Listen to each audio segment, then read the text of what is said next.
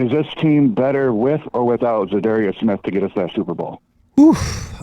Do you see a spot for him? Oh, for sure. That's absolutely happening. How do we even know that Za'Darius Smith played to the level that the Lions were hoping he was going to play? And how do we know? Just because he came in and had, 4 or 5 sacks for us in about 8 games, how do we know that he really played to the level that he was asked to play or expected to play? I think as a Lions fan, when you bring in a guy that's had 17 sacks in a season and multiple years where he's had a ton of sacks, that's exciting, right? For a certain type of fan, I think that cares about that more. And I feel like, okay, but that was the old Za'Darius Smith. Now you're getting a guy that's not getting all the snaps in the game. He's on a heavy rotation, or a light rotation, I should say. And are you willing to pay that kind of money to put someone on a 50% or less rotation with all the guys that you have on this roster?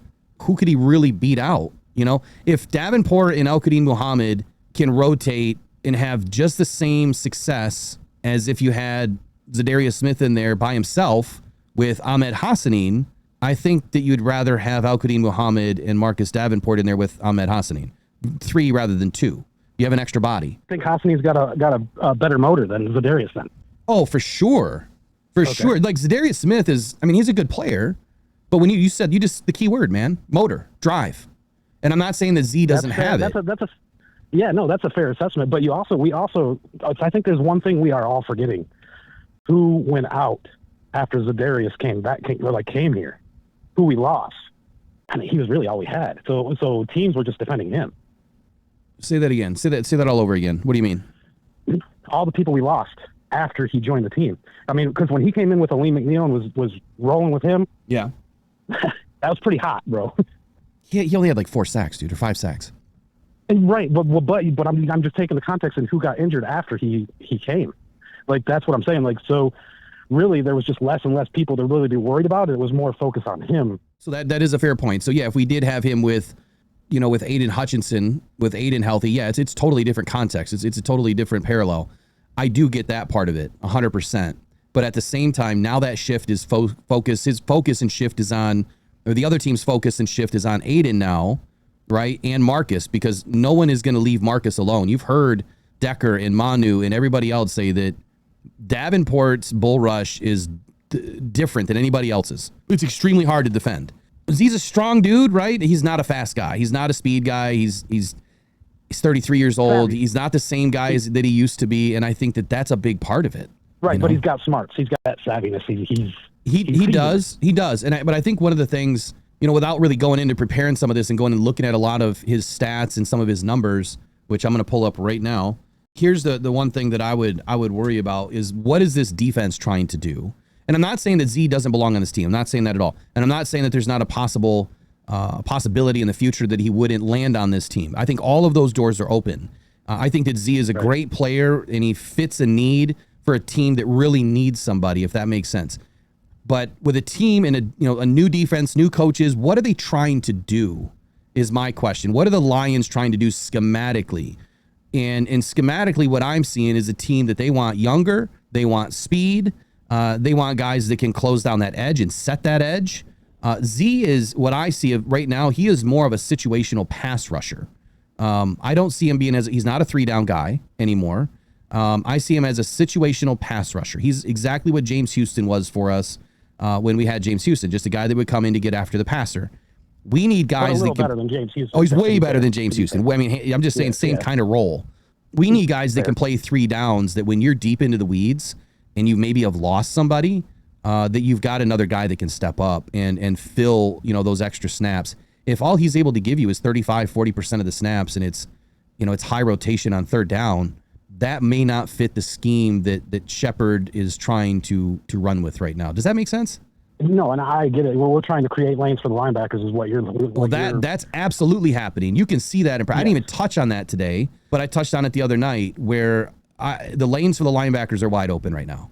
And that's what Shepard is promoting on this defense more than anything else, is utilizing our linebackers to get after the quarterback, slam the box shut, no one's going to run on us, and then next thing you know, we're coming. And you don't know where we're coming from. Occupy.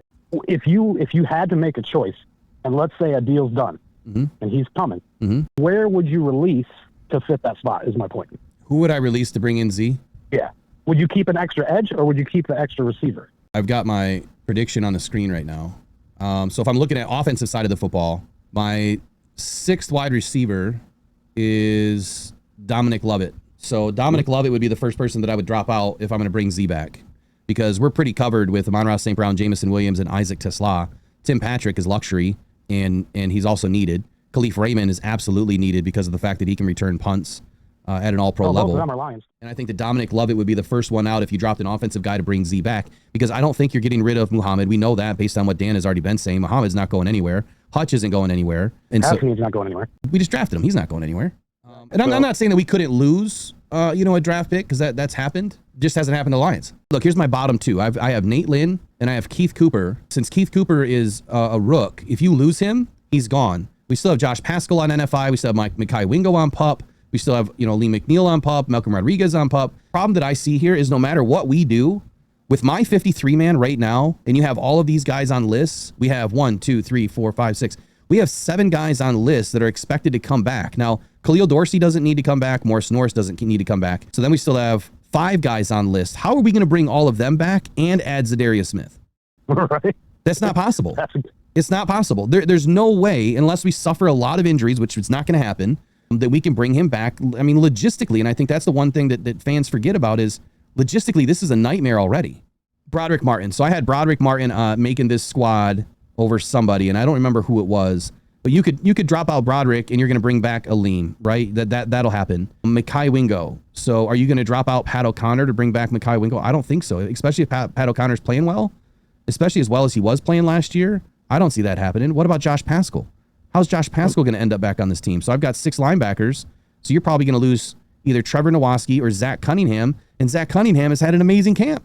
So, I mean, if I'm just trying to draw the lines, like who can we drop to bring these guys back? Forget Khalil Dorsey and Morris Norris. Let's just forget those 2 for right now. They don't have to come back. All right, Nick Whiteside, he can be a casualty because we don't necessarily need 10 DBs, but at the same time, we need 10 DBs. Right. I mean, we've always carried 10.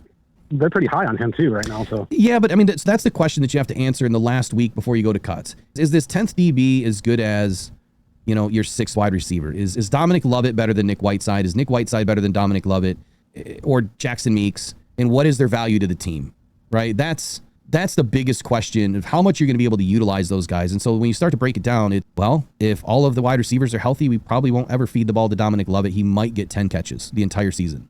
But if we do lose somebody or 2 guys for a period of time, well, Dominic Lovett and Jackson Meeks are probably going to be needed. And if those guys are on the practice squad, great. Remember, we have to have 10 guys on the practice squad that have less than 3 years of service. And all of those guys can get snaked outside of the guys that you're able to protect. And I think you can protect 4. I think you can protect 4, and then the vets don't have to sign anywhere. So 6 guys that you bring back on a handshake deal, and they're not going to sign anywhere.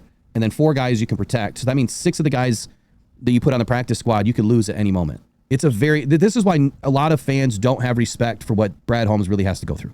A lot of people don't talk about this stuff. A lot of content creators don't go through this stuff because why? They don't care about it. They just care about what's going on now. You asked me the question, Wick, so what would you do?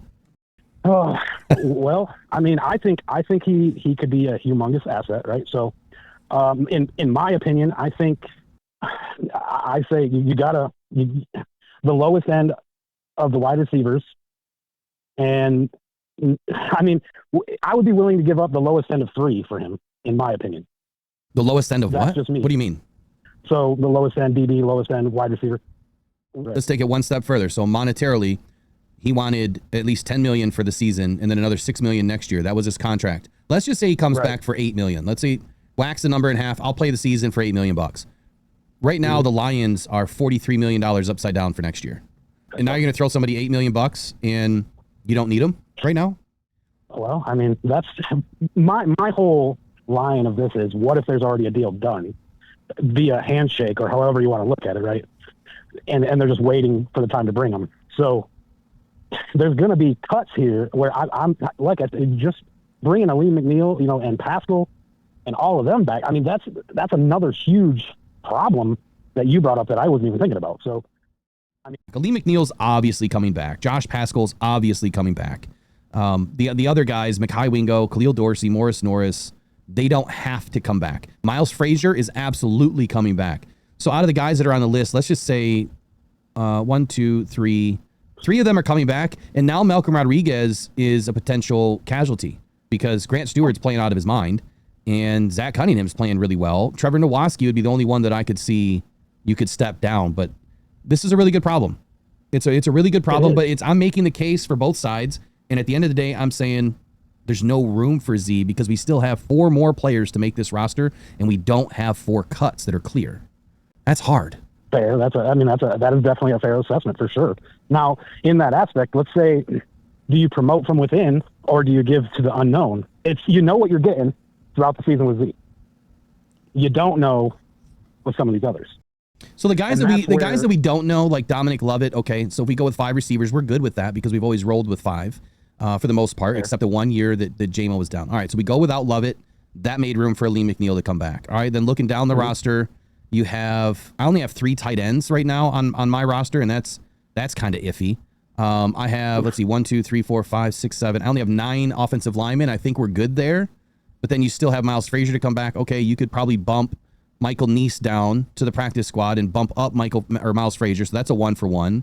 Still no room there. Okay, when we get into the DB room, I'm about as light as you can go there. Okay, we can drop off Nick Whiteside, and now let's bring back Josh Paschal. All right, so we can drop off, let's say, Broderick Martin. We'll bring back Mekhi Wingo, and that's really it. Now we're at that spot where is Nate Lynn a better option than Malcolm Rodriguez? I don't know. I don't know yet.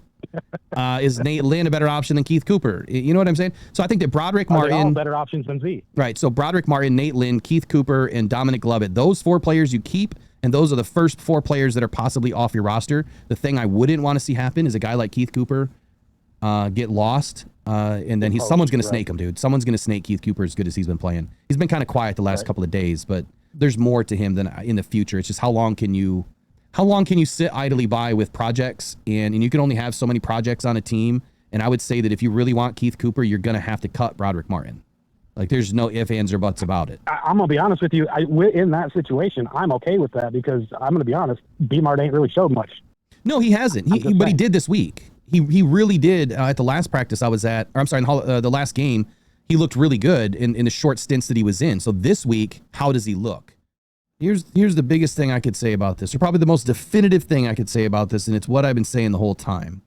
I said from the very beginning, what I was told is that Z will not be back until after the first week of the regular season. That is the absolute earliest. And these are all the reasons why, Wick. Everything that we're talking about tonight, it's extremely difficult just to get a 53-man roster done and your practice squad. And then you have to worry about the 24 hours after you cut all your guys to even develop a practice squad. And once you have those things set, well, now you have all the guys that you have to bring back in the future. And until they're ready to come back, do you really need Z right now? And I says, at this point, just kind of wait until later in the season when an injury creates an opening. Well, hopefully an injury doesn't. But if it does happen, then it would make more sense. Z doesn't have to sign with somebody. And he can pick and choose where he wants to go as long as someone's offering him a contract. And I think that's where Z is at. He's done everything in his football career, like he said. He openly said that. I've done everything that I've wanted to do except win a title. He's ring chasing right now. Hey, and actually what you just said right there is extremely important. So, yes. So coming back halfway in the season means fresh legs. Yep. And a proven vet. Yep. Halfway through the season with fresh legs, that's when you need them. That's when you get that second push at the later half after the bye week. Hopefully you haven't suffered any injuries. But let's just say what you have suffered is maybe some guys that you've had on the practice squad. Some guys that you've had playing teams. Maybe they're not playing as good as they should have. Now you can say, you know what? We have a reason to drop this guy down to the practice squad or cut him, make some moves, open up a hole, and now we bring him back. When would be the latest that they could do that? And it doesn't even have to be halfway, right? What would be the latest? Would it be the trade deadline? Okay, so from what I understand, Z can come back at any time. If the way I understand it, he can come back anytime, even after week 18, as long as you're not with a team. So he can come back just strictly for the playoffs? Yes, he could. And if the way I understand it, so last year we were kind of going through this, we were thinking about this, and if who was it, Calais Campbell, that I think was with the Dolphins last year, and everyone was all up in arms saying, we need to bring in Calais Campbell, right? Well, he was with the Dolphins, I believe, and the Dolphins had an opportunity still to sneak into the playoffs, I think. They didn't, but they didn't cut Calais Campbell. They didn't cut him. They didn't let him go. And so you have to be off a roster before the regular season ends to be able to join another team. This is an interesting poker chip, actually, if you think about it, even with players that you have on the roster. I'm talking about, like if they're slacking, right? If they're laying off in practice or whatever it is, that players do, and then laying off or not giving it their all. I mean, you can kind of give them a little nudge and be like, look, man, I'm going to say two things. I just went and looked it up real quick. So free agents can sign during the playoffs, but there's some important nuances. One, who can be signed, and any player not currently under contract with another NFL team is eligible to be signed during the postseason. Teams may also sign players from other teams' practice squads as long as those teams are not still active in the playoffs. So usually when a team loses in the playoffs, you start to see immediate moves, right? You start to see guys exit the team almost within 24 hours. Things are starting to happen. So what's not allowed, obviously, there's no trades, and a team cannot sign a player from a practice squad off active playoff teams. So you can't poach from a playoff team. Yeah, right. So you used a good term, poker chip. Hey, Z, we're just going to throw this at you, buddy. Here's what we're going to do. Don't sign with anybody. If and when we make the playoffs, we want to be loaded for bear, and we're going to be able to make some room on our squad somehow. Here's what we're going to do. If you don't sign with anyone, we're going to give you an extra $250K just for sitting out every week. So when you sign with us, you're going to get a $3 million signing bonus just right off the get. Right? You sign with us in the postseason, we're going to give you $1 million for every game that you play. So you don't have to play the whole season. You just have to be ready. You know what I mean? You just have to be in game shape. And you could make, you can make 6, 7, 8, 9 million, whatever it is. And by the way, if we win each game in the postseason, we'll give you $500,000 to $1 million bonus for every one. So we can pay you that 10, 12 million bucks or whatever you wanted. You're just going to make it all in 4 or 5 games. You know what I mean? That's the poker chip. If I'm a GM, that's the poker I'm playing. That's a really good poker chip, in my opinion. You're putting a lot of weight on saying that that player's not going to sign with anybody, but if he's searching and that's what his goal is as a championship, what better team to latch to like that? There's no. Well, doesn't it make sense though when you think about it, Wick? Doesn't it make sense that okay, he loves Detroit. He said that he wants to play in Detroit because he loves the coaches in the front office. He knows the player in the scheme. He loves everything about it. It wouldn't make sense to go to another team. Now, here's the caveat. If the Lions are not playing well, guess what? You can do whatever the hell you want. You're a free agent. Right. So if we're not playing well, then yeah, week 8, week 9, week 10, if we're out, then go sign with whoever you want. And then we don't got to pay you a dime. But that's the risk that you're going to have to take, is that a team is going to want to sign you later if we don't make the playoffs.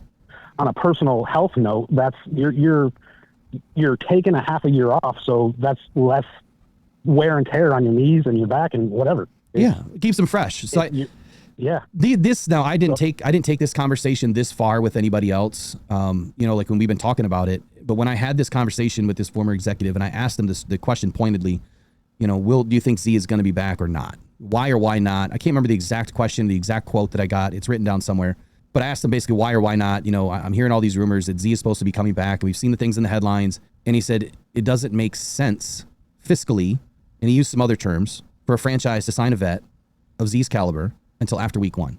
I get all that. I didn't understand that because I didn't understand how these contracts work, but it made sense. But now that we've just talked all of this out, if my theory is correct, then hell yeah, it makes sense to sit and wait. You're staggering people coming back too, right? Because yes, you've got Aleem McNeil comes back fairly early, right? No, he's not going to be back until first opportunity. I think was like first week in November, end of October, and then he released a statement where he said he was done with rehab and now he's training. Right. And so that kind of moved him forward like a week to 10 to 14 days, which kind of put him at the 1st of October or maybe the 2nd week of October at the latest. So you could gain a week or two. But to your point, I think you just said week 8, which is, I think our bye week. I would hold him out until after the bye week if we're playing well. Right. No, but what I'm saying is you're staggering those returns though. If Aleem McNeil's not coming back until let's say week 9, then you can bring back Josh Pascal, which they will before that. Mekhi Wingo is kind of on that same plan as Aleem McNeil. And so is Rodriguez. They're kind of all within the same week or 2 or 3. So the bye week. So it would be after the bye week that those 3 would be back? Roughly, yes. Roughly. Can't you stagger them too? Yes. You don't have to bring them back, right? You could be like, look, man, we're playing good right now. Hang out. Stay injured, quotation marks. Once they're on active pup, once they're on active pup, from the way I understand it, they can come back at any point in time. After 4 weeks, I believe, is the timetable. They can come back any point in time. And then once you activate their 21-day window, they only have 21 days until they can come back. So Obviously, the Lions have done really good with that. They've never failed at bringing somebody back. Once they start the clock, they're usually back within 12 days, 14 days, something like that's kind of been the average. I think Ifeatu Melifonwu might have been the only one that was strung out a little bit longer. So I'm looking at some grades right now because I said I was going to do this a moment ago. I was going to bring up the grades for Z for last year. In week 9 against the Chargers, he was a 77.8. He had 3 tackles and a sack. That was the last game he played in Cleveland. Overall, I mean, he had a sack, he had a hit, he had a hurry, and he had 3 tackles. The week before that, against Baltimore, he was a 77.2, and he had 9 tackles, no sacks, no hits, no hurries. 9 hurries. Right. Really good numbers for against Baltimore. So then he comes to Detroit a couple weeks later, and his best game was in week 12 against the Colts. Now, we crushed the Colts. That was a shit game. And look, his numbers are going to be off the wall, and they were. They were 88.8 in that game overall, 81.6 in the pass rush. No sacks, right? No sacks, but 5 tackles. It's the Colts, though. It was a shit team. Now, hold on. Is that the really one of the only games that we had everybody minus Aiden? Well, yeah, Aiden wasn't in the game. Malcolm, I think Malcolm and Aleem and them, they were out by week 15 against the Bills. I think Malcolm went down between this game and week 15, if I remember correctly, or may have been the Colts game. Right. Okay. So it was really at the height of everybody kind of starting to gel together. Oh yeah. No, when Z joined, the defense was playing really well. So Malcolm Rodriguez was hurt against the Bears on the 28th. I wish they put dates by this, but the Chicago Bears game was the week after the Indianapolis game. Okay, so Malcolm was in that game. Now, when Malcolm was out, the next game against Chicago, Za'darius had 9 tackles, 2 sacks, 1 hit, 6 hurries. So an extremely good game against the Bears, but the Bears suck.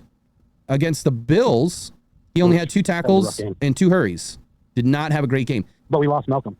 Yeah, Malcolm's gone. Then Aleem McNeil went down in that game against the Bills. Right. Yeah, so see what I'm saying? That one game was pretty much the only game where all of them were together for the most part, for the whole game. Yeah. Overall, when you look at his grades, week 14, 15, 16, and 17, he was not above a 64, and he only had 1 sack for those 4 weeks. He had 5 sacks total. He had five hits. He had 36 total pressures in 1, 2, 3, 4, 5, 6, 7, 8 games, not including any of the playoffs. Man, it seems like that's all we could do last year was pressures, man. For real. And there's nothing wrong with that. You don't need sacks to win. Pressures and TFLs is where it's at. Right. And obviously turning the football over. We're kind of lost in the sauce now. I just wanted to look at some of his stats to say, okay, how much better would Z be than someone else that we already have on the roster? And I don't know that I could answer that without seeing them all play together. I just know this. The Lions have a very difficult roster to manage as it is. And I think that if it's going to make sense, it's the handshake deal that says, we'll see you when we need you. And if we're not going to make the playoffs for some reason, obviously you're going to do what you need to do. I don't think Z's going to be playing much longer, man. Like he said, I've accomplished everything that I've wanted to do in this league besides a ring. So if the Lions got him a ring, you think he'd be done? He might play one more year. You never know. It could be the same deal. Hey, I'll see you in the playoffs. You know what I mean? I'm just going to be a playoff warrior for you, which teams do that. There's nothing wrong with that. You just got to make the right moves on your roster to make sure it fits. Right. But I would say it doesn't fit. That was a heck of a conversation. Yeah, it was 35 minutes, whatever it's been. I think it makes sense at the right time. I just don't think right now is the right time. And I think with all the players that we need to get back, unless there's something that we don't know about Josh Paschal or Mekhi Wingo, I think the goal is right now to get them back. Am I saying that Z can't be a better football player than Mekhi Wingo or Josh Paschal? No, I think that Z can be. But I think that when you look at this roster, if Aiden is healthy, if Muhammad is healthy, if Davenport's healthy and Ahmed Hassanin's healthy, right? And then if you've got 2 guys that are in a good rotation behind them, you're in really good shape. So Z would come in for as much money as you have to pay him to get what? 25% of the snaps? Maybe. I think if the Lions are smart, Aiden Hutchinson only gets about 85 to 89% of the snaps this year. If they're smart and keep them fresh into the fourth quarter. I think that's the smartest way to play Aiden. And I'm not saying that he can't play an entire game. I just don't think it's smart. I think that you want to keep him off his feet as much as possible, especially later in games. If you've got some good leads, let these guys get some work, man. Put some other guys in, keep him fresh, because the fresher he is, the longer he goes, the higher that motor stays revving into the fourth quarter and the more dominant he's going to be into the season. So, is this team better with or without Za'darius Smith to get us that Super Bowl? Oof. Okay, so would he be better? Yes. The question is who you're going to lose, though, because Z is a one-year wonder, and who are you going to lose in place of him? Yeah, what if Keith Cooper is future? What if Nate Lynn is future? What if Zach Cunningham ends up being future and we lose these guys and they go to another team and they end up really being really good? What if we lose Dominic Lovett? I mean, as good, or Jackson Meeks, and those guys turn out to be our future at the wide receiver position when we can't afford to pay J-Mo or can't afford to pay Amon-Ra? It's hard to answer that question, but I think I understand. I mean, what do you think? Do you think that he's better on this team now as opposed to later?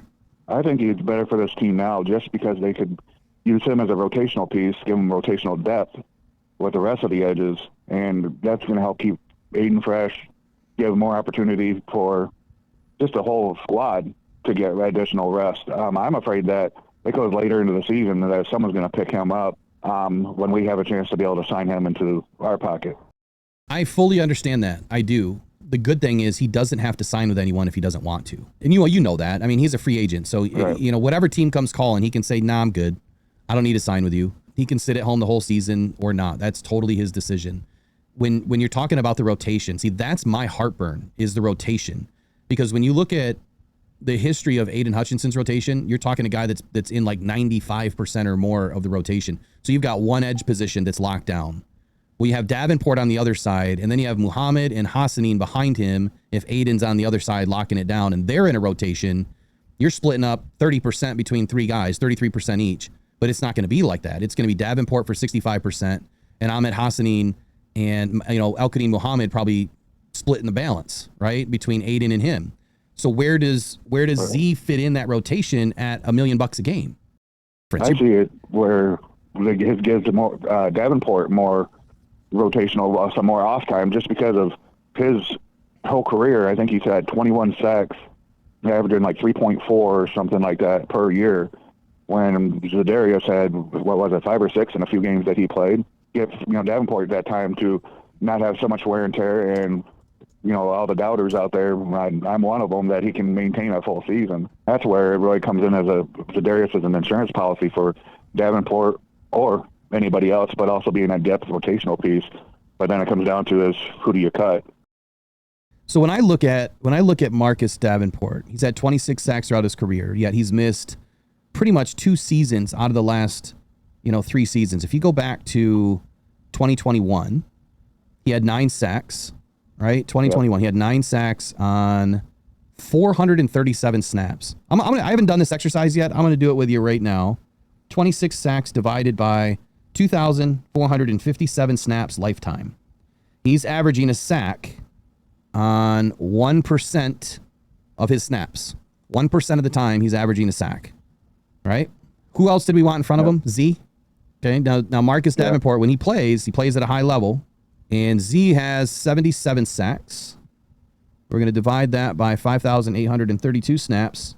How many sacks do you think he's averaging per snap? No idea. 1.3. So Marcus Davenport is averaging a sack on 1% of his snaps, and Z is only 1.3. So he's 0.3% better for a sack. And see, I don't care about sacks. Right. I care about pressure, and I care about TFLs as a collective. Now, a sack is just a TFL on the quarterback. That's all it is. I care about what Davenport's doing in the run game, and Z is not good in the run game. He's never been really that great in the run game. His tackling is not that great. I think if Z is healthy this year, or if Davenport's healthy this year, when you look at his numbers, they blow Z's away.